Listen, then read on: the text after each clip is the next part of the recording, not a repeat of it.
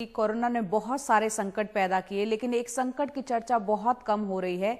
गरीब बच्चे स्कूल छोड़ने को मजबूर हैं और उन्हें मजदूरी में लगाया जा रहा है। दरअसल इन बच्चों के पास पढ़ाई के लिए या तो स्मार्टफोन नहीं है, किन्हीं के पास या तो इंटरनेट की सुविधा नहीं है। ऐसे तमाम बच्चे हैं जो इस वक्त महरूम रह रहे हैं पढ़ाई से। यूपी से आलोक पांडे, प्रभात कुमार और अशोक कश्यप की आइए देखते हैं रिपोर्ट।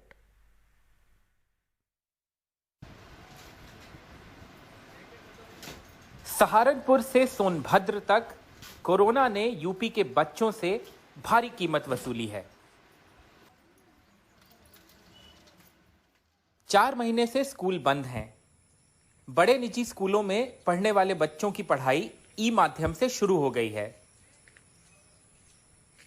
यूपी सरकार भी छात्रों को पढ़ने की सामग्री मुहैया करा रही है, लेकिन गरीब घरों के लाखों बच्चों के लिए स्मार्टफोन या 4G इंटरनेट अभी भी एक सपना है।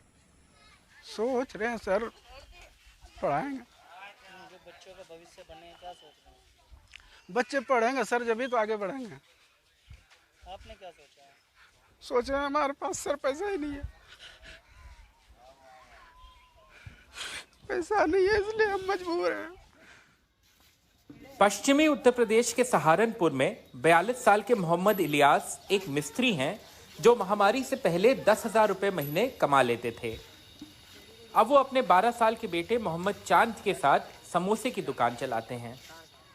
अब कमाई घटकर महीने में 3,000 रुपए ही रह गई है।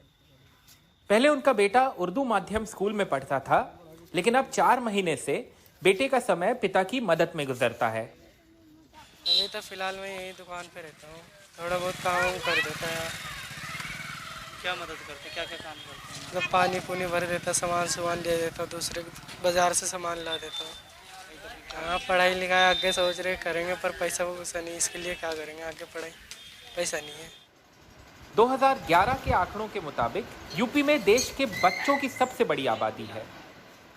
महामारी की वजह से यहां शिक्षा के आंकड़े और बुरे होने वाले हैं।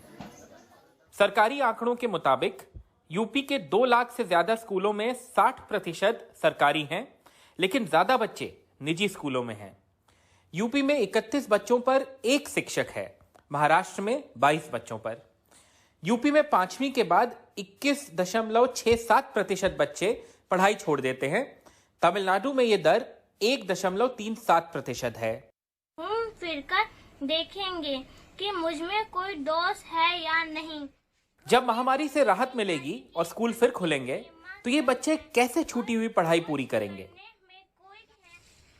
सोनभद्र के विंधमगंज शहर में किताबों में डूबे रहने वाली 11 साल की सुप्रिया गुप्ता अब रेलवे स्टेशन के बाहर अपने पिता के छोटे से ढाबे में ग्राहकों को खाना खिलाने में मदद करती हैं। बीते 4 महीने उनके लिए बहुत भारी रहे हैं। वो एक निजी स्कूल में 5वीं की छात्रा हैं और पिता अजय गुप्ता की कमाई काफी कम रह गई है। दुकान पे हम अपने सारे काम कर रहे हैं, समोसा कर रहे हैं, जो भी गांव का उनको सामान दे देते हैं, जो कुछ मांगता है उसको दे देते हैं। अब लेबर नहीं है और अब तो गाड़ी भी नहीं चलती, इसलिए पापा लेबर को हटा दी, क्योंकि खाने का पूंजी नहीं तो उन लोग को कैसे दे सकते हैं। मैं डॉक्टर बनना चाहती हूँ, पर अब स्कूल ही नहीं खुला तो हम कैसे बन सकते हैं, और नेटवर्क ही नहीं चल पा रहा है, इसीलिए छोटे छोटे शहर में नहीं चल पा रहा है, और जो बड़े बड़े शहर में उसमें तो चल भी रहा होगा। ये तो मुझे खुद पता नहीं है मैं कैसे डॉक्टर बनूंगी। अब मुझे अपने ही साइंस से सब करना पड़ेगा। पहले बीच में हुआ कि ऑनलाइन पढ़ाई होगी, स्कूल बंद हुआ, भाई कोविड-19 की वजह से कोई कहीं जाएगा स्कूल में नहीं, और दूसरी तरफ की ऑनलाइन पढ़ाई होगा कैसे जब यहाँ नेटवर्क बढ़िया से बात नहीं हो पाता है, बढ़िया से कोई नेटवर्क का व्यवस्था नहीं है। नेट एकदम मालूम पड़ता है कि हम लोग 4G का पैसा देते हैं और 2G भी हम लोग को नहीं मिल पाती है। बहुत स्थिति खराब है। बच्चे पढ़े तो पढ़े कैसे?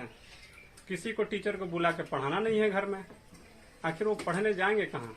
कोविड-19 महामारी से पहले भी उत्तर प्रदेश में जो स्कूली बच्चों की ड्रॉप आउट दरें थीं वो काफ़ी ज़्यादा थीं, और अब जिस तरह के हालात बने हैं उससे यही लगता है कि आने वाले दिनों में जो यूपी की शिक्षा व्यवस्था है उस पर काफ़ी दबाव पड़ने वाला है।